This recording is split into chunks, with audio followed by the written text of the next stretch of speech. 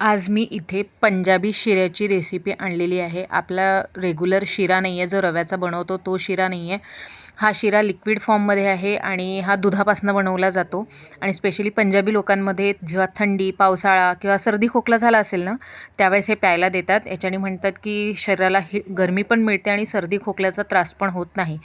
तर हा शिरा मी पिलेला लिक्विड फॉर्ममध्ये असं वाटतं की लाडू खाल्ला आहे, इतका टेस्टी वाटतो, खूपच जबरदस्त असा वाटतो।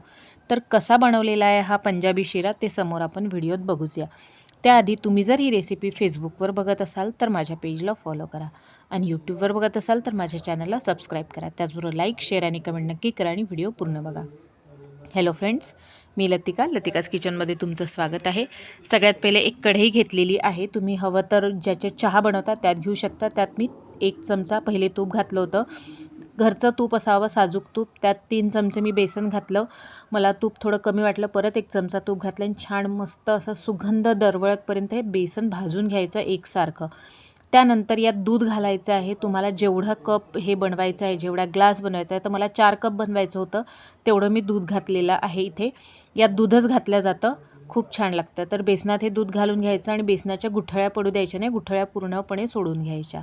दूध घातल्यानंतर यात घालायचं आपल्याला हळद, एक अर्धा चमचा हळद घातलेली आहे, अर्धा चमचा काळी मिरी, 1 चमचा मी इथे सुंठ पावडर घातलेली आहे। ते घातल्यानंतर सगळं व्यवस्थित मस्त असं मिक्स करून घ्यायचं व्यवस्थित। आणि हे ना मस्त असं घट्ट व्हायला लागतं, जसजसं उकळतं तसं तसं हे घट्ट व्हायला लागतं। त्यानंतर इथे काय केलेलं आहे, मी बादाम कुटून घेतली आहे। तुम्ही बादाम चॉप करण्यापेक्षा कुटून घाला। जेव्हा हे आपण पितो त्यावेळेस इतका छान वाटतं, तो बाईट येतो बादामचा ना, तर खूप मस्त वाटतात। हे कुटून घेतलेलं आहे बादाम मी आता हे घालून घेते आहे आणि याला मंद आचेवर सगळं शिजवत आहे मी व्यवस्थित, म्हणजे बेसनही शिजलं जाईल, बाकीचे जे आपण ड्राय इन्ग्रेडियंट्स टाकले ते सुद्धा शिजल्या जातं। खूप मस्त होतं, सुगंध तर खूप छान घरभर दरवळतो, अगदी लाडवासारखा सुगंध येतो। मुलांना तर स्पेशली खूप आवडलं, माझ्या मुलींना तर खूप आवडलं। आता यात मी केसर घातलेलं आहे, केसर ऑप्शनल आहे, असेल तर घाला, नसेल तर नाही घातलं तरीही चालतं। तर आता त्यालाही केसर घालूनही थोड्याशा केसरच्या काड्या घातल्या। आता छान मिक्स करून घेतलेलं आहे। आता यात घालायची आपल्याला साखर। तुम्ही साखरेऐवजी सगळं उकळी झाल्यानंतर वरतून गूळसुद्धा घालू शकता, कारण की कधी काय होतं, गुळात मिठाचं प्रमाण असतं तर दूध फाटतं, म्हणून मी इथे साखर घातलेली आहे। तुम्ही दूध बंद झाल्यानंतर गूळ घातला तरीही चालेल। तर साखर घालून विरघळून घेतलं आहे आणि मस्त गरम गरम सर्व केलेलं आहे।